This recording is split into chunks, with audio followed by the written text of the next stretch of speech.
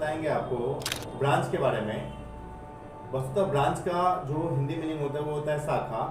और यहाँ अगर देखा जाए तो सेमेस्टर 1 में जो अकाउंट्स के बुक में उसमें एक ब्रांच चैप्टर ही दिया गया है, ब्रांच अकाउंट करके। तो यहाँ पर ब्रांच से संबंधित एक शाखा से दिया गया है, और इस शाखा को हम एक पेड़ की शाखा की तुलना में मान सकते हैं। जिस तरह से पेड़ का एक स्तंभ होता है और एक स्तंभ के सभी भागों में अलग अलग शाखाएं जुड़ी होती है जिसमें फल लगे होते हैं और वहां से फल की प्राप्ति होती है, ठीक इसी प्रकार से एक बड़ी बड़ी कंपनियां, एक छोटे छोटे क्या होते हैं, ब्रांचेज होते हैं, शाखाएं होती है, जिनसे कंपनी क्या करती है, सभी शाखाएं को एकत्रित करके, सभी शाखाएं को एक जगह पर करके और फिर उनसे क्या होता है, लाभ को अर्जित करता है।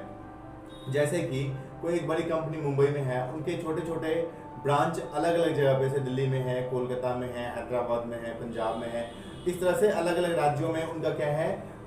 शाखा बना हुआ है। और उन शाखाओं से क्या होता है कि उस जो कंपनी है, हेड ऑफिस जो मुंबई में है, वहाँ पर उनकी सामान की पूर्ति होती है, सामान बन के आता है। इनमें क्या किया जाता है, तो बड़े मतलब हेड ऑफिस से जिसको हम हेड ब्रांच में कहते हैं, हेड ऑफिस से क्या होता है कि छोटे छोटे ब्रांच में जहाँ जहाँ ब्रांच खोला गया है उस ब्रांच में माल को भेजा जाता है। और कभी कभी ब्रांच फिर क्या करता है, तो ब्रांच भी हेड ऑफिस को माल भेजता है, या ब्रांच से ब्रांच को माल भेजा जाता है, या ब्रांच से हेड ऑफिस को, हेड ऑफिस से ब्रांच को। इस तरह से सभी कनेक्टेड होते हैं, एक दूसरे से जुड़े होते हैं, और फिर कंपनी धीरे धीरे ग्रो करती है और लाभ के दृष्टिकोण से आगे बढ़ती जाती है।